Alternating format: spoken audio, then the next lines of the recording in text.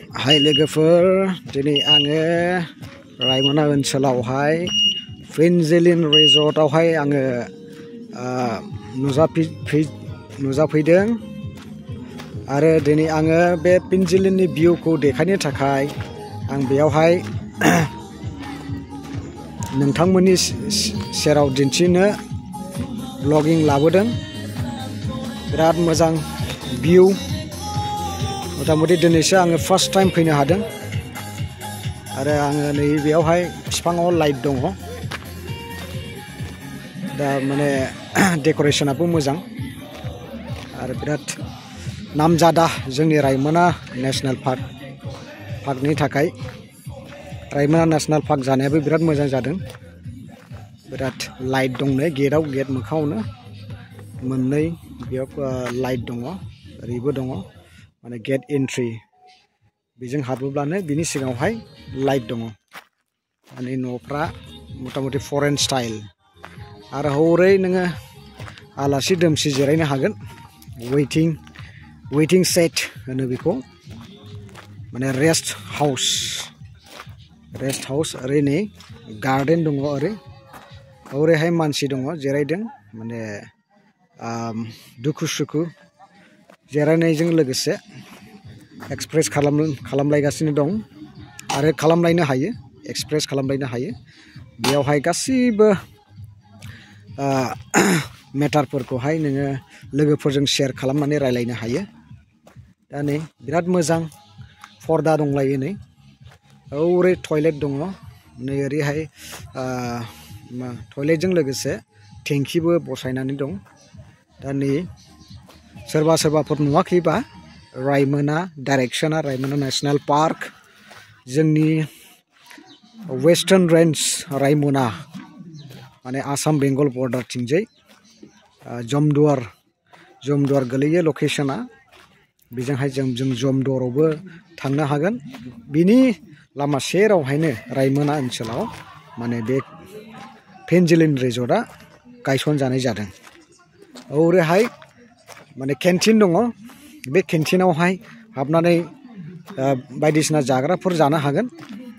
दा आं हाबनाय जानाय नङा, नाथाय आं रायजो राजा नोंथांमोननो, आंनि लोगोफोर, आंनि भिउवार्सफोर, आंनि साबस्क्राइबारफोर, नोंथांमोननि थाखाय आङो देखायनाय जाबाय। नै डिस्क' लाइट बिफांफ्रावनो, ओरैबो माने बिफां मानियावनो डिस्क' लाइट गोजा, माने साजायनाय भिउ। माने बेफोरजोंबो मोनसे जायगाखौ बा कम्पाउन्डखौ बा बाउन्डारिखौ माने मोजां श' खालामो। दा नै लामाफ्रा माने साजायबावनांगौ दं। मथा-मथि बांसिन 90% साजायनाया कमप्लिट जाखाबाय। नै गांसो, दुबा गांसो होनो बेखौ। बेफोरावबो नोङो जिरायनानै दुखु-सुखु सावरायलायनो हायो। माने बेयावबो आरामनो बेयावबो टेन्ट दङ। बेयावबो जिरायनानै साहा लोंनो हागोन, बायदिसिनाफोर जानो हागोन। ओरैहाय गेलेग्राफोर दङ, गेलेग्रा मुवाफोर। हिउहाबो दङ, लोगोसे नै गोजौ गाहाय। नै एसे माबा ब्लगिं खालामदों आदा। औ नायदो, पेन्जिलिन रिजर्टआ बिराद नायनो मोजां, समायना रमायना। जोंनि BTC आव बेनो फार्स्ट समायना रमायना। आरो नेक्स्टआ जाहैदों जोंनि बे क'क्राझारावहाय रेजर्ट दङ। ओमफ्राय जोंनि बे वेस्टार्न रेन्जआवहाय पेन्जिलिन रिजर्ट। दा बिराद मोजां।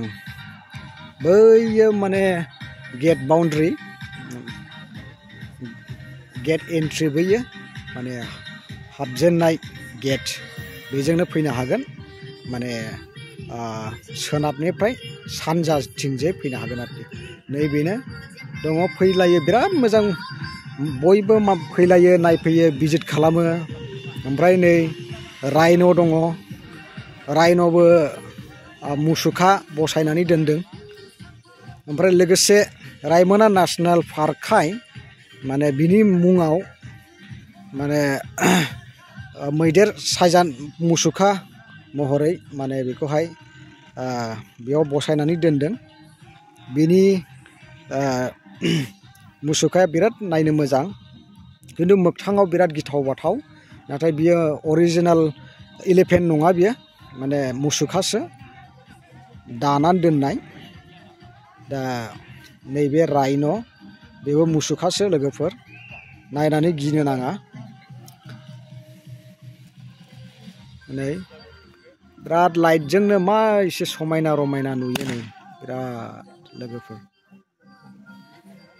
ओरै साराउन्डिं आं देखायनोसै। साराउन्डिं बिराद नायोब्ला जेरैबो मोजां, बानायनायफ्रा, न'नि इनफ्रास्ट्राकचारफ्रा, आरो लोगोसे नै बे दुबा गांसोफ्रा बेसेबां समायना, बेसेबां मोजां। जिरायनोबो हायो बेयावहाय, खांग्रांलाय खुग्लुबलायबो खालामलायनो हायो। बिराद सुपार हिट। लोगोसे नै बिबारफ्रा जाहांदों, बिबारफोरबो गायदों। बे बिबारनि महरखौबो आं देखायगोन। नै बिबारनि महरा नायदो बेसेबां मोजां साजायदों, बेसेबां बिबारफोरखौ नुयोब्ला बेसेबां समायना, गोसोफ्रा बोदोर जायो आरो गोसोफ्रा मोजां मोनो। नै बिराद डिफारेन्ट टाइप्स अफ फ्लावार्स बेयावहाय गायनानै दोनदों। बेयावहाय नैबे केन्टिन जाहैबाय। लोगोसे नै बे गारि, ओमफ्राय नै बिनि गेटफ्रा माबाया वालफ्रा दंफांजों माने टप बाथामजों दोथेनाय, माने बिराद मोजां। बेनो वाल बायदि, वाल नांलाया, माने बेफोरजोंनो होथेनानै दोनबाय। लोगोसे नै आं खाथियावनो देखायदों, माने बासिनो हाया आरोखि। नामजादा जोंनि बे वेस्टार्न रेन्जआवहाय बे रेजर्टआनो। सोरबाफोर थाफैनो हागोन बेयावहाय, जायफोरा लजिं बा मोनाद्रायबाय बा न'आव सहैयाखिसै बा न'आव थांनो मोनाखिसै, बेयावहाय नोंथांमोना भारा थाफैनो हागोन आरोखि। दा बिनि रेट प्राइसफोरखौथ' मालिकनाव सोंबासो मिथिसिगोन। दा नोंथांमोना जायफ्रा गोनांथि जादों बेयाव जोंनि रायमना ओनसोलफ्राव बेरायनो फैयोब्ला बेयावहाय थालांनो हागोन।